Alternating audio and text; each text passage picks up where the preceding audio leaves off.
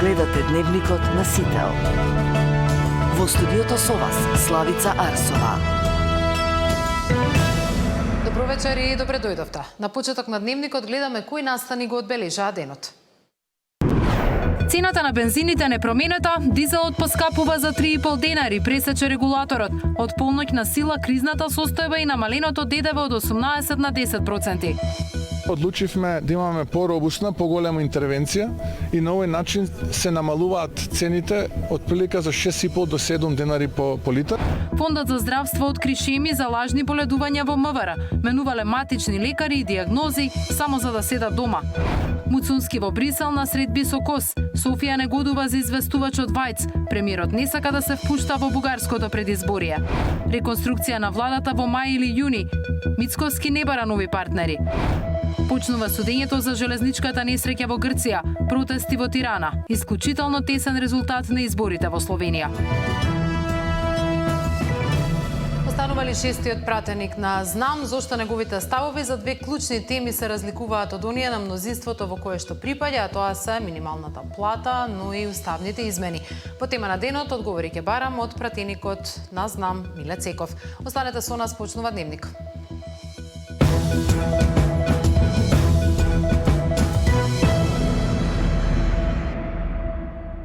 Од полноќ дизелот поскапува за 3,5 денари, додека бензините остануваат со иста цена. Регулаторната комисија ги утврди новите максимални цени по владината одлука ДДВ-то за горивата привремено да се намали од 18 на 10%.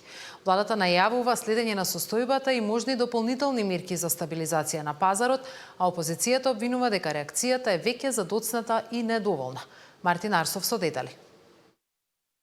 Од полноќ дизелот поскапува за 3,5 денари. Бензините ќе се продаваат по стара цена. Регулаторната комисија пресече. БС 95 ќе се точи по 86,5 денари. 98-цата по 88,5, додека дизелот ќе стигне до 95,5 денари за литар. Ова се максимални цени, што значи трговците може да одредат и пониски цени од утврдените. Министерката за енергетика прави напори да се зголеми попустот од 2 денари што го добиваат компаниите и на тој начин дополнително да се намалат цените што ги плаќаат граѓаните. Во текст се разговори за нов пакет на услови со кој би се постигнал уште посилен ефект врз стабилизација на цените на горивата, особено кај дизелот. Во таа насока се очекува дополнителен придонес и од малопродажните трговци. Новите цени регулаторна ги пресмета откако владата вчера на вонредна седница реши да го спушти ДДВ-то за горивата од 18 на 10%. Да не беше оваа одлука, бензините ќе беа поскапи за 6,5 денари, а дизелот дури за 10,5 и ќе надминеше 100. Намаленото ДДВ стапува во сила на полноќ. Мерката ќе трае 2 недели, а за тој период државата ќе се откаже од речиси 3 милиони евра. Регулаторната комисија денеска го измени правилникот за формирање на цените. Сега во случај да се смена даноците или таксите што се вклучени во пресметката, ќе може да се носат вонредни одлуки за цените без да се чека редовна седница. Во меѓувреме, денеска стапи во сила кризната состојба на територија на цела држава во период од 30 дена. Во одлуката објавена во Службен весник стои дека се активира главниот штаб при Центарот за управување со кризи, кој ќе биде во постојано заседавање заради следење на мерките. Ние сме една од ретките влади во Европа, можеби има уште една или две влади кои што директно од буџетот поддржуваат стандардот на граѓаните и така и ќе продолжиме бидејќи за нас представува најголем интерес и приоритет да го поддржуваме стандардот на граѓаните. Тоа е и целта на една народна влада, каква што пледира да биде оваа влада. Така што имаме уште неколку чекори, уште неколку мерки, но внимателно ја следиме ситуацијата. Граѓаните и бизнисот треба да бидат спокојни. Во овој момент имаме предизвици, ќе има предизвици, но електроенергетската состојба во државата е исклучително стабилна, но исто така и снабдувањето со нафта и нафтени деривати е исклучително стабилно. Од СДСМ повторно критикуваат дека мерката е задоцната и ќе нема ефект, затоа што поскапувањето на храната веќе започнало. Најзагрижувачко е што владата нема никаква мерка за намалување на цените на храната, без укинување или значително намалување на ДДВ-то на основните прехранбени производи. Цените ќе продолжат да растат, а животниот стандард ќе продолжи да паѓа. Владата засега не планира да воведе ограничување за точење гориво и покрај притисокот од странци кои доаѓаат во земјава за да ги наполнат резервоарите по пониски цени. Потрошувачката е зголемена за речиси 150.000 литри на ден, а најголема побарувачка има во пограничните делови. Мартин Арсов, Сител телевизија. Американскиот председател Лажни боледувања во МВР, менувале матични лекари и диагнози само за да седат дома.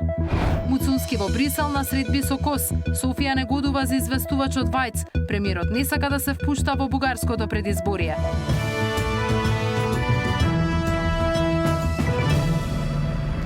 Контролите на Фондот за здравство открија сериозни неправилности и можни злоупотреби на боледувањата кај вработени во Министерството за внатрешни работи. Кај дел од полицајците се утврдени сомнителни шеми, од често менување матични лекари до низа боледувања со сосема различни диагнози, што според фондот упатува на заобиколување на системот. Колкав е обемот на злоупотребите и какви промени на системот најавува фондот, известува Александар Динев. Злоупотреба кај секое пето боледување во Министерството за внатрешни работи констатирал Фондот за здравство. Неправилности се утврдени кај 100 од контролирани 514 боледувања.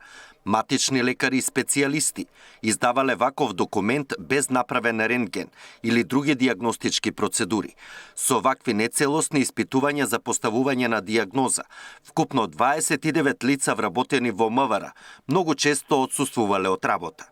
Поради грешки во постапката, ФЗО казни 29 матични лекари, од кои 2 гинеколози, 3 специјалисти и 2 првостепени комисии. Вкупниот казни изнесуваат 1,2 милиони денари за овие ПЗО и ЕЗО кои беа опфатени во контролата. Најчести недостатоци е непридржување кон задолжителните диагностички постапки за издавање на боледување. Чисто за илустрација, ако имате лумбаго, потребно да има рентген снимка што ќе се потврди дека имате лумбаго. Освен во МВР, од фондот информираат дека повеќе нецелосни боледувања имало и во АРМ, царината и јавното здравство. Неголеми злоупотреби се правеле со кратките, испрекинати боледувања од 7 или 15 дена, кои се под мој термин, а тие лица многу често менувале матични лекари, бидејќи во дел од овие служби, вклучително и во полицијата, и кратките боледувања се исплаќале 100% на плата. И се надеваме дека со проектот за интероперабилност на двете бази ќе ни се овозможи да ги погледниме и кратките боледувања, бидејќи во испрекинати боледувања со кратки паузи на различни диагнози се најчестите злоупотреби, а тие податоци се во мој термин. Бидејќи кратките боледувања се под мој термин, а долгите на 30 дена се во надлежност на ФЗО, државата нема увид колкав е процентот на користени боледувања, кој во Европа се движи од 2 до 5% од вкупното работно време. Александар Динев, Сител телевизија. Муцунски во Брисел на средби со КОС. Софија не годува за известувач од ВАјЦ. Премиерот не сака да се впушта во бугарското предизборие. Реконструкција на владата во мај или јуни. Мицкоски не бара нови партнери.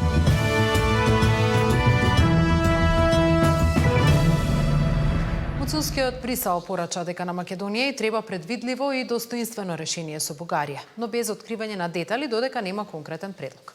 Посетата се случува во чувствителен момент кога бугарски европратеници поднесоа речиси 100 амандмани на извештајот за земјава, а Томас Вајц побара и правно појаснување околу вториот протокол. Деспина Тодоровска.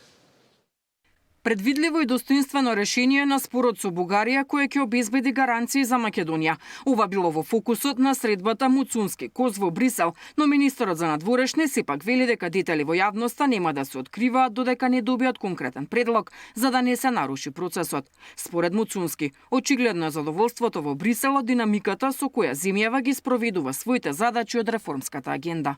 Државата е пофалена за конструктивните чекори што ги има превземено во делот на имплементација на реформската агенда. Навистина тука се издвојуваме и од другите земји кандидати во последните месеци после локалните избори.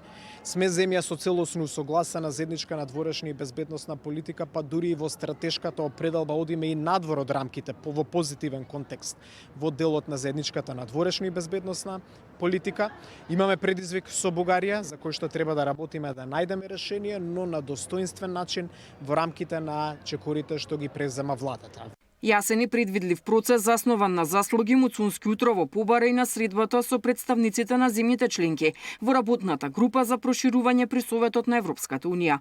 Посетата на Муцунски е во период кога бугарските европратеници во Брисел преку 100 амандмани на извештајот на Вајц се обидуваат да ја прошират листата на барања со кои ќе се оценува напредокот на Македонија во евроинтеграциите. Премиерот Мицкоски вели дека за ваквите потези на Софија пред извесен период го предупредил и Вајц, но ќе се воздржи од коментари за да не им даде алиби на бугарските политичари кои сакаат оваа тема да ја вовлечат во предизборната кампања.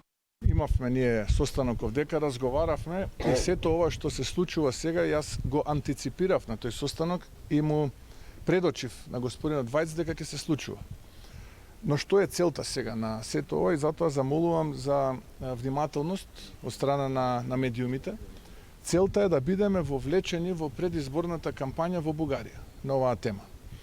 Затоа ве молам да не дозволиме да дадеме алиби на политичари од нашиот источен сосед кои што припаѓаат на минатиот век да водат кампања на ова прашање. Преку 100 амандмани бугарските европратеници минатата недела побараа договорот со Бугарија и неговите протоколи да останат клучен услов за напредокот во процесот на пристапување, а историската комисија помеѓу двете држави да постигне јасни и мерливи резултати.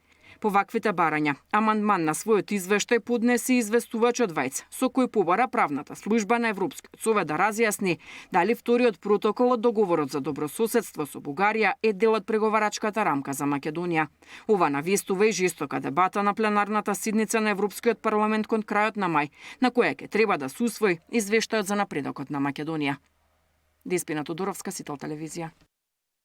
Реконструкција на владата во мај или јуни најави премиерот Мицкоски. Тој вели дека тогаш ќе се отвори прашањето дали и кој од министрите ќе остане на сегашната позиција, ќе замине или ќе премине во друг ресор. Додека во исто време порача и дека засега не гледа потреба од нови коалициски договори. Изјавата доаѓа во услови на нови политички шпекулации по фотографијата на министерот Фатмир Лимани со лидерот на ДУИ Али Ахмети. Во мај или јуни ќе се знае кој министер ќе ја напушти позицијата во влада, а кој ќе биде ротиран во друг ресор. Премиерот Мицкоски ја потврди владината реконструкција, но за сите одлуки коалицијата вели заеднички ќе одлучува. Без да споменува конкретни имиња, Мицкоски тврди дека конечната одлука ќе се договара на маса. Ние имаме принципелен договор како коалициони партнери во владата, сите три политички структури, тоа се коалицијата предводена од ВМРО ДПМН, коалицијата Вреди и Влен и политичката партија Знам. Најавивме дека таму некаде мај-јуни месец ќе имаме реконструкција во самата влада и се разбира дека многу од прашањата за време и пред таа реконструкција да се случи ќе бидат ставени на маса и ќе разговараме. Мицкоски не одговори дали актуелниот министер за труд и социјала Лимани е еден од оние кои заминуваат од функцијата, особено по кавгите во БЕС и објавената заедничка фотографија со Али Ахмети. Од Лимани не е задоволна ниту неговата матична партија, што дополнително ги подгрева шпекулациите за негова смена. Премиерот децитно ја отфрли можноста за влез на Зијадин Села во влада, велејќи дека нема место за нови коалициони партнери. Како коалиција имаме исклучително коректна соработка и не гледам во моментот простор за коалициони договори и преговори со други политички субјекти, затоа што, ќе повторам, образот го чувате цел живот, а го губите само еднаш. По превирањата во Вреди најавите за претопување во една партија, најголеми промени се очекуваат во албанскиот владин партнер. Иако потврда се уште нема, се погласни се информациите за промена на министерските имиња предложени и од Знам. Смени и ротации наверојатно ќе има и во редовите на владеачката партија, но конечната одлука ќе носи Мицкоски како мандатар. Ивана Соколовиќ, Најдова, Сител телевизија. Гласаше за предлогот на СДСМ за минимална плата од 600 евра, а дополнително ја вознемири релативно мирната политичка сцена и со својот став дека е подготвен да гласа за уставните измени. Останува ли власта со пратеник помалку или станува збор за разлики во знам кои може да се припишат на демократскиот карактер на партијата? Во тема на денот ќе ни појасни пратеникот Миле Цеков. Добро вечер и добре дојдовте. Добро вечер, благодарам на поканата. Чест ми е што сум во вашето студио и поздрав до гледачите. За почеток, уставните измени, едно од прашањата кои што навистина дефинираат, па дури ги дефинираа, ми се чини, во еден значителен процент и парламентарните избори на кои знам стана дел од владата. Ставот на вашата партија беше уставни измени може сега, но со гаранции и со важност од моментот кога ќе биде ратификувано полноправното членство на Македонија во Европската унија. Вашиот став неодамно изнесен е значително поразличен. Што се случи? Не барате гаранции, не барате полноправно членство, може да се гласа веднаш? Вака сега. Најпрво, моите различни ставови не се нови и не се однесуваат само на минималната плата. Јас и претходно сум имал своји позиции по низа економски, политички, односно идеолошки погледи, но кога станува збор за уставните измени, сметам дека немаме разлики во ставовите и чувствувам одговорност и обврска пред граѓаните, и јасно да го повторам мојот став и да ги расчистам дилемите, бидејќи изминатите денови мојата изјава беше делумно пренесена и предизвика одредени различни толкувања и впечатоци. Имено, мојот став е конзистентен, принципиелен и непроменет. А тоа е како демократ, кој ги почитува човековите и малцинските права, апсолутно немам ништо против да се внесат бугарите, хрватите, црногорците во уставот, но со заштитени национални и идентитетски прашања. Повторувам, со јасни, заштитени национални и идентитетски интереси. Исто така, како демократ, сакам мојата земја, мојата држава Македонија, да влезе како полноправна членка во Европската унија со чист и јасен македонски јазик, идентитет и култура. Тие теми не се за преговори, всушност, тие се темелот на нашата држава. Истовремено, повикувам и треба да седнат сите политички лидери заедно да изградат еден национален консензус, но не со поделби внатре, меѓутоа и со разговори и диалог надвор, се со цел да се одблокираат евроинтегративните процеси за младите да не ни заминуваат, но во меѓувреме ние треба да се фокусираме на најважните прашања на граѓаните, а тоа се животниот стандард, платите, борба против корупцијата. Сакам да напоменам кога сме кај темата европска, само околу ставот околу уставните измени. Вие впрочем оваа формулација дадовте при вашиот последен настап на забелешка на новинарот дека ставот ви е ист како на премиерот. Вие рековте дека не вие и дека сте подготвени уште утре да гласате за уставните измени, па сега ќе ве цитирам: да ги донесем уставните измени после ако има реално пречки по основни идентитетски или било какви други прашања, можеме согласно уставот, имаме 81 пратеник и можеме да ги стопираме. Тоа е став кој е многу поблизок, односно е целосно исто ставот на СДСМ. Јас имав две изјави, апсолутно е погрешно сватена и сега затоа се дообјаснив и затоа потенцирав дека мора да имаме заштитени национални и идентитетски интереси. И овој мој став е дециден и јасен и непроменет. Што значи во таа смисла за вас заштитени идентитетски одредници? Дали тоа значи дека сепак вие утре не би гласале без некакви дополнителни гаранции од Европската унија, од Софија или некоја друга форма? Кој е конкретно вашиот став? Што значи заштитата за која што зборувате? Доколку утре јас бидам успоруван по однос на идентитетот, јазикот и културата, тогаш Европа не заслужува. Доколку бидеме успорувани по однос на тие прашања. Затоа реков, ЕУ е Европската унија е наш императив, но мора да има јасни и прецизни одредници.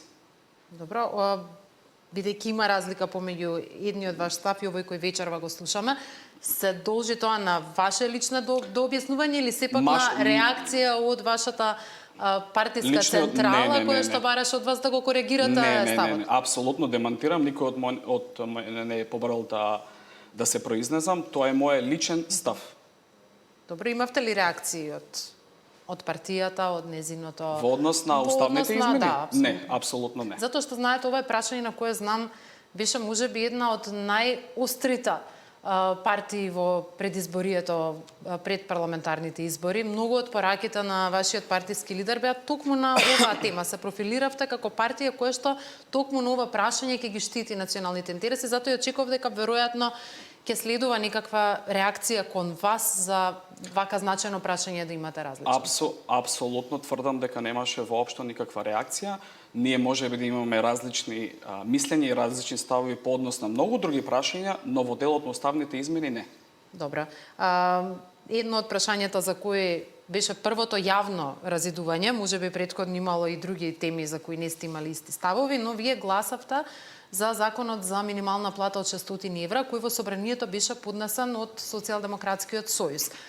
Зошто се одлучивте сега да поддржите еден ваков закон и во минатото СДСМ како опозиција и други партии имаат поднесувано законски решенија со кои што треба да се подобри стандардот и на работниците и на граѓаните, не сте отстапиле до сега во делот на гласањето. Зошто сега? Видете вака, мојот мотив беше принципиелен и прашањето за минималната плата е прашање за достоинство и за тоа каква држава сакаме да бидеме. Јас ќе ги образложам на кратко моите аргументи и причини зошто сметам дека минималната плата треба да биде надвор од законското решение. А тоа првиот аргумент е регионалната споредба. Ние имаме најниска плата во регионот. Вториот аргумент е просечната визави реалната инфлација.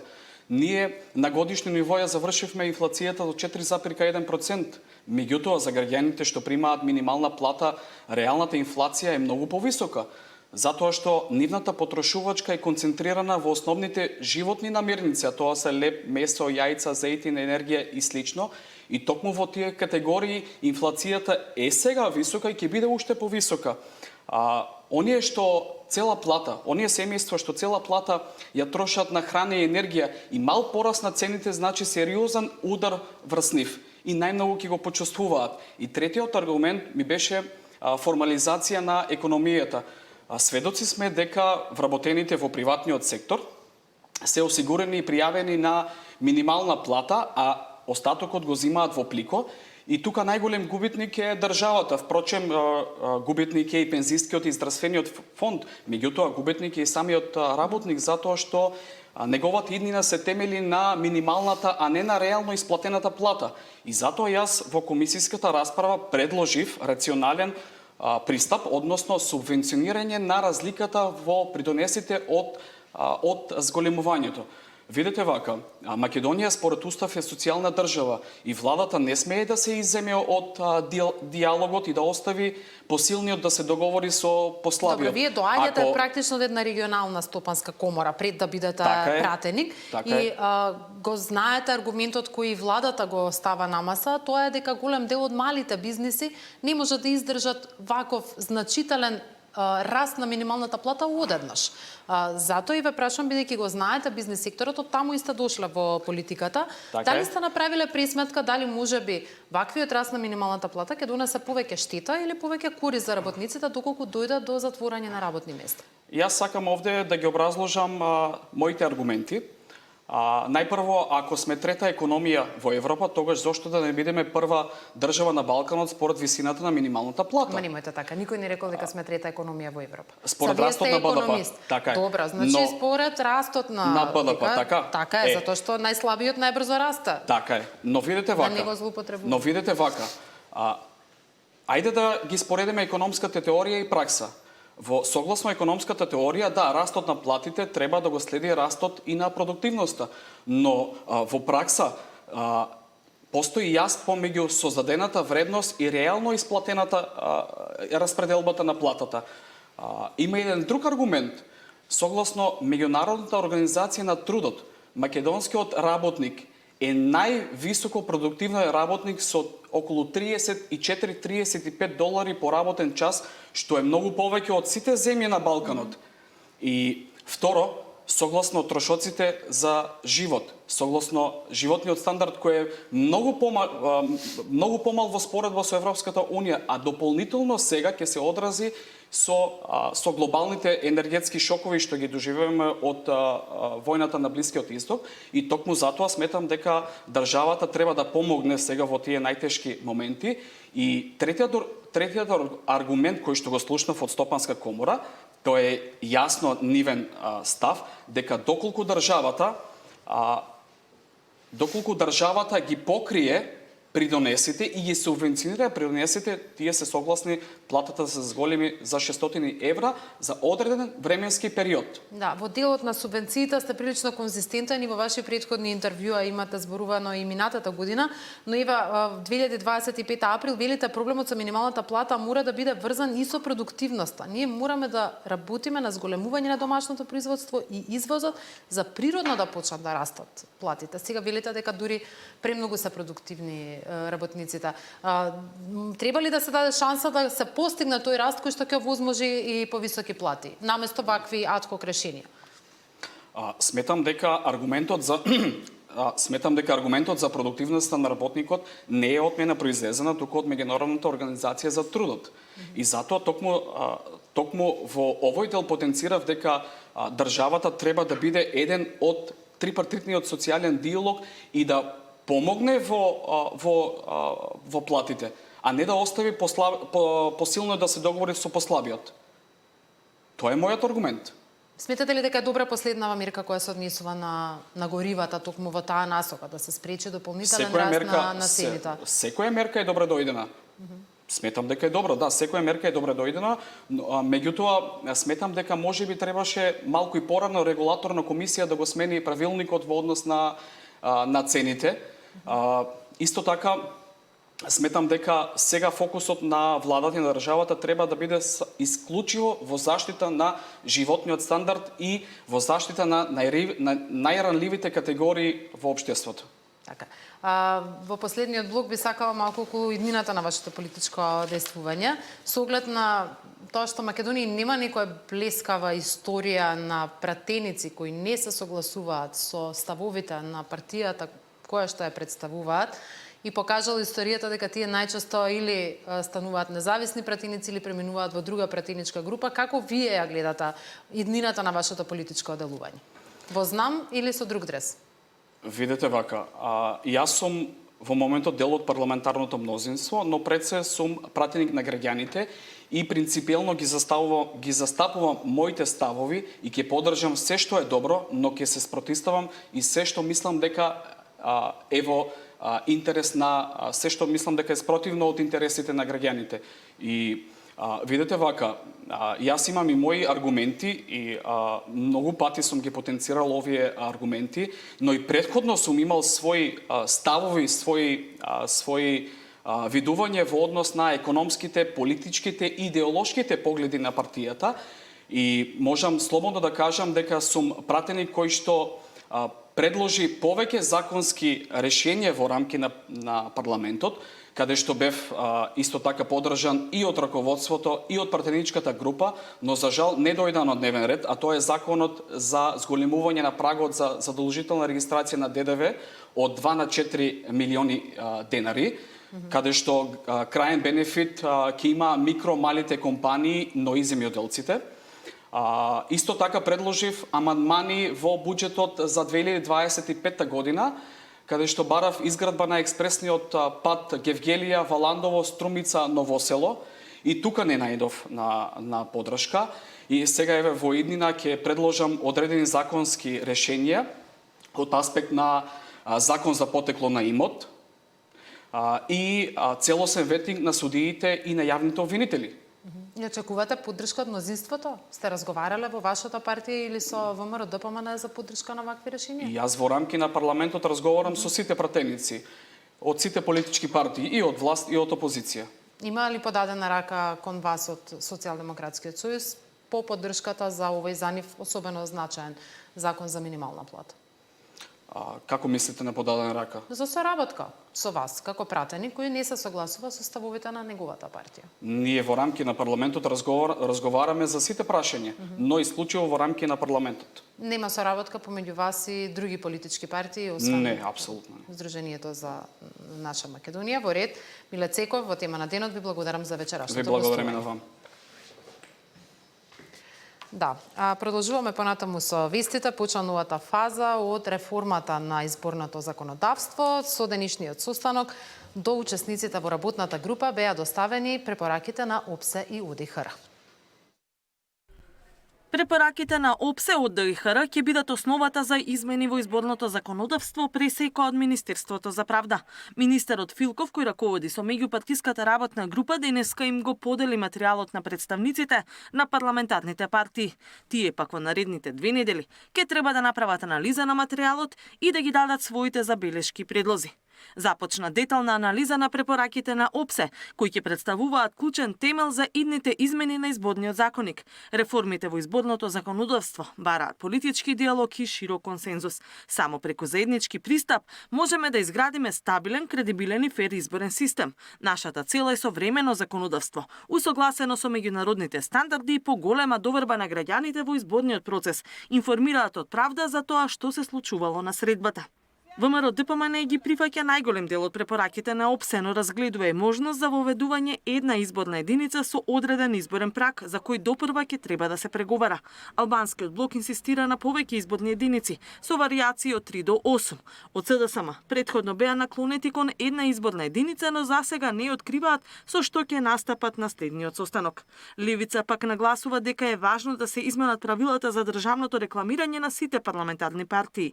Знам предлага намалување на бројот на претениците од 120 на 90, но тоа бара уставни измени, за кои поголемите партии не се подготвени. ЛДП пак, освен една изборна единица, предлага и воведување на отворени листи. Во меѓувреме, од Министерството информираат дека покрај партиите за измените ќе се консултираат и со ДИК, Антикорупцијската комисија, Државниот завод за ревизија, Агенцијата за медиуми. Изборниот законник е дел од реформската агенда и требаше да биде донесен до јуни минатата година.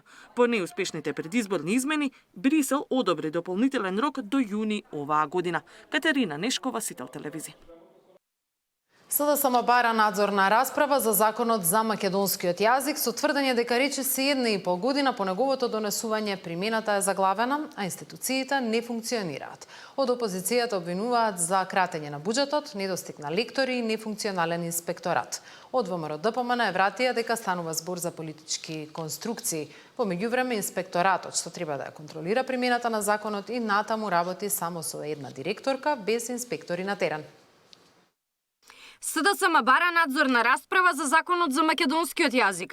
Од партијата обвинуваат дека тој не се применува и власта свесно го обструира законот преку кратење на буџетските средства и нефункционалност на контролните механизми. Не функционира инспекторатот, нема вработени, нема лектори, не се почитува ниту употребата на македонскиот јазик на јавни настани, а никој не реагира. И кога сакавме да разгледаме како од имплементацијата на овој закон, свативме дека нема ништо спроведено. На вистина, ништо. Секој буџет од 2024 наваму и секој ребаланс гледаме кратење на пари. Нема пари за примена на законот за македонски јазик, ама има за тендери. И кога некој би поднел пријава за било кое од овие непочитување на законот, нема кој да постапи. Загрозување на јазикот е можно само со СДС и Венко Филипче, возвраќаат од ВМРО ДПМН. Бисер Антоанета наместо на суд да се докажува за своите криминали, се расфрла со лаги на пресконференции. Ништо од тоа што зборува Костадиновска Стојчевска не е вистина, а во измислувањето и лажењето СДС се докажани првенци. Од друга страна, ја подсетуваме Бисер Антоанета дека Глас не пушти дури шеташе на државен трошок и купуваше разни производи со службена картичка, додека Заев тврдеше дека македонскиот и бугарскиот се исти јазик, стои во реакцијата на ВМРО ДПМН. Владеачката партија ќе учествува на расправата, потврди за сител координаторот на нивната пратеничка група Никола Мицевски. И скоро една година по формирањето, инспекторатот кој треба да проверува на терен колку се почитува законот за македонскиот јазик, се уште има само еден вработен, директорката Менче Андреева. Инспектори нема, бидејќи Министерството за финансии на крајот од 2025-та годби првичното барање за 8 вработувања. Од јануари годинава се чека одговор за 5 нови позиции, но дури и да се добие зелено светло, оваа година никој нема да може да биде казнет, бидејќи по конкурсот кандидатите мора да поминат едногодишна обука. Иако за тоа време ќе може да вршат надзор, тие нема да имаат овластување да пишуваат казни. Кога ќе биде донесен планот за вработување, ние веднаш ќе објавиме конкурси за вработување на инспектори. По завршувањето на процесот за вработување, законскиот процес за вработување, инспекторите ќе започнат со работа, така што тие ќе започнат најнапред со обука. Обуката трае една година, меѓутоа во рамките на таа обука тие можат да одат на терен, односно да вршат инспекциски надзор.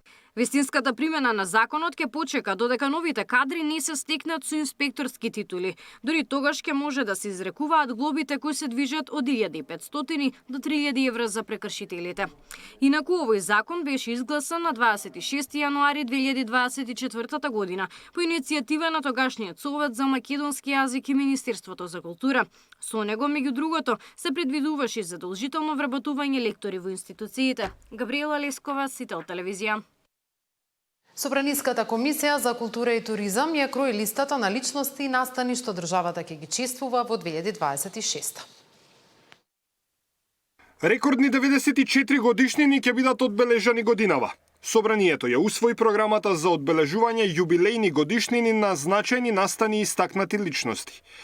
Иако во предлогот опфатени беа 95, сепак пратениците на предлог на пратеничката Бисера Костадиновска Стојчевска го отфрлија барањето за одбележување на 15 годишнината од смртта на екс-министерката за внатрешни Достадимовска. Ако тргнеме по тоа дека има годинава, дека годинава се точно се навршуваат тие 15 години од незината смрт, тогаш ќе треба секоја година ќе мора да одбележуваме јубилеи на смрт или раѓање на поранешни министри за внатрешни работи. Сметам дека ова ќе даде ќе не однесе во една друга насока, за разлика од онаа поблагородната која што сакаме да ја направиме со одбележување на оваа програма. Предлогот на пратеничката беше прифатен и од пратениците од власта и од опозицијата. Меѓу јубилеите кои годинава ќе бидат одбележани се 150 години од Разловечкото востание, 120 години од смртта на Даме Груев, 100 години од смртта на Крсте Петков Мисирков, 75 години од смртта на Павел Шатев и Панко Брашнаров, 70 години од раѓањето на председателот Борис Трајковски, 50 години од смртта на Никола Бадев, 40 на Ристо Шишков, 20 на Петре М. Андреевски. Ќе биде прославена и 50 годишнината од основањето на Лепи Сол. Меѓу јубилеите 80 години од раѓањето на Милаим Фејзуи.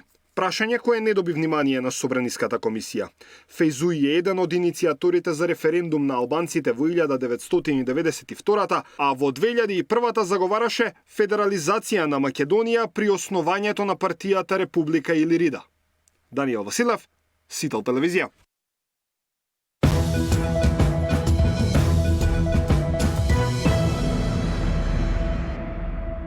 Почна судскиот процес за железничката